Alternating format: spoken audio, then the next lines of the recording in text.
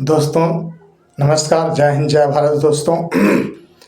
संपूर्ण भारत के 42 करोड़ पीड़ित परिवारों को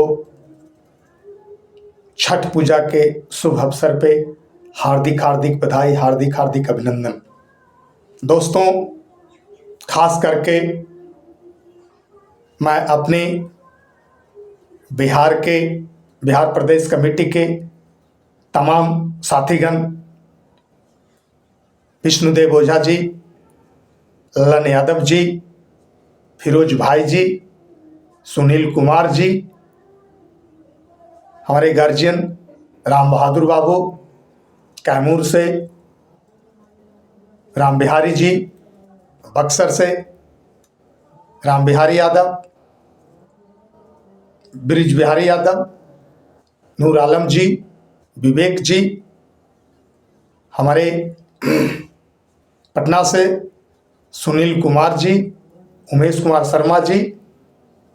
मुंगेर से गोपाल कुशवाहा जी, विजय कुमार जी, खास करके भागलपुर से जोगेंद्र मोदी जी,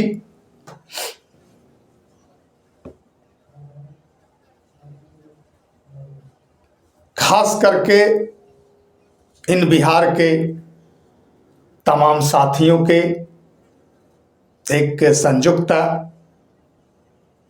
प्रयास का नतीजा, पिछले 3 महीनों के 10वीं मीटिंग का नतीजा ये हुआ साथियों कि आज हमें ये जिम्मेवारी दी गई और ये चर्चा में इस निष्कर्ष पे हम लोग जा करके ये फाइनल डिसीजन पे आए कि पूरे भारतवर्ष में 42 करोड़ पीड़ित परिवारों की आज पिछले 10 वर्षों में न ही इंडिया गठबंधन ने और न ही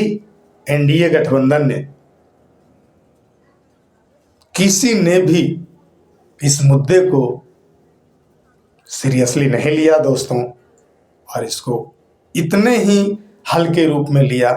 कि ना ही अपने मैनिफेस्टो में शामिल कर सका, 2024 के मैनिफेस्टो में शामिल कर सका, ना ही बीजेपी सरकार ने किया, ना ही कांग्रेस गठबंधन ने किया। इसीलिए दोस्तों ये सारे जो गठबंधन है, ये जो दोनों गठबंधन है, ये समान रूप से, और इसके जो घटक दल हैं ये समान रूप से पीड़ित परिवारों के सामने कटघरे में खड़े हैं। इसीलिए इसी से संबंधित जो हमारा भुगतान का विषय था, हम लोग लगातार कार्यक्रम चलाते रहे। बीच में कुछ दिन हम लोगों ने थोड़ा एक विश्राम किया, हम सारे लोग कुछ कुछ अपने अपने कामों में लगे।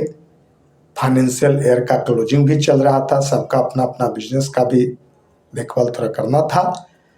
लेकिन इसी में से पिछले 3 महीनों से हम लोग फिर से रिएक्टिव हुए और सभी लोगों ने लगातार इस निष्कर्ष पे पहुंचे कि पूरे भारतवर्ष में एक संयुक्त निवेशक मोर्चा बनना चाहिए, जो कि भारत में, पूरे भारत में जो इंडिया गठबंधन और एनडीए अलायंस के वैकल्पिक व्यवस्था के रूप में होना चाहिए। इसी के परिप्रेक्ष्य में साथियों आज जो डिसीजन हुआ वो ये हुआ कि आज मेरे द्वारा भारत सरकार का जो पूरे भारत में जो पीएससीएल के जो एआईयूसी के संचालन करता महेंद्र सिंह दानगर साहब, जो पंजाब से बिलोंग करते हैं, आज विश्व भारती परिवार के नागेंद्र कुशवाहा जी मेरे बड़े भाई के समान हैं। हमारे ठगी पीड़ितों की आवाज़ के संचालन करता रमेश सिंह जी मेरे बड़े भाई के समान। अभयदेव शुक्ला जी जन आंदोलन मोर्चा के राष्ट्रीय अध्यक्ष, भाई हैदर अली साहब इंडिया गठबंधन और बीजेपी गठबंधन से अलग बिहार सरकार के मंत्री माननीय ददन पहलवान जी, इन सारे लोगों से चर्चाएं हुई और लगातार हम चर्चा करते रहे। दोस्तों, आज मैं आप सबों को एक खुशखबरी सुनाना चाहता हूं कि इन सबों ने एक मोर्चा बनाने के लिए तैयार हो गए हैं। इसी 20 से 25 दिनों के अंदर आप सबों को सूचित किया जाएगा। बहुत जल्द आप लोगों को सूचना मिलेगी कि आपकी लड़ाई लड़ने के लिए जो हमने 2016 से जो संकल्पित हुए थे,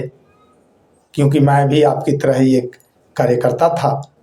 उसके बावजूद भी मैं अपनी जिम्मेवारी को समझा था और मैंने जो अपना संकल्प लिया था दोस्तों, इस लड़ाई को आगे बढ़ाते हुए आज यहाँ तक लड़ाई को हम लोगों ने पहुँचाया है। सब लोगों ने अलग अलग जगहों से इस लड़ाई को इस मुकाम तक, और एक ये मैं बताना चाहता हूँ कि इन सारे लोगों का एक निर्णय पे हम लोग आ चुके हैं दोस्तों कि हम सब लोग इंडिया अलायंस और एनडीए गठबंधन के अगेंस्ट जो है 2024 में वोटिंग करें और कराएंगे। यही एक निर्णय बना है और आप सबों से खास करके यही निवेदन भी होगा। और एक बात मैं और बताना चाहता हूं कि इस 10 सालों के आंदोलन में और उस आंदोलन को और आगे बढ़ाने में तब जब संगठन के राष्ट्रीय अध्यक्ष माननीय मदन लाल आजाद जी ने इस लड़ाई को और आगे बढ़ाया और पूरे देश भर में एक भूचाल लाया, उसके बावजूद भी साथियों आज वर्तमान भारत सरकार, आज बीजेपी सरकार के कान पे जूं नहीं रेंगा और विपक्ष भी मुखदर्शक की भांति देखता रहा। याद करें दोस्तों, 31 जुलाई 2023 के जंतर मंतर के मैदान, दिल्ली के जंतर मंतर के मैदान में कांग्रेस के पूर्व मंत्री माननीय दिग्विजय सिंह जी आए थे। आज ढाक का 3 पात वहां का वहां ही रहा दोस्तों। इसीलिए दोस्तों, इस 2024 के लोकसभा चुनाव में मैं आप सबों से मेरी आग्रह होगी, मेरी विनती होगी, मैं हाथ जोड़ के आप लोगों के सामने आग्रह करता हूं कि खास करके इस 2 अलायंस को छोड़ करके हम सबों को मतदान करना चाहिए। खास करके वैसे प्रत्याशी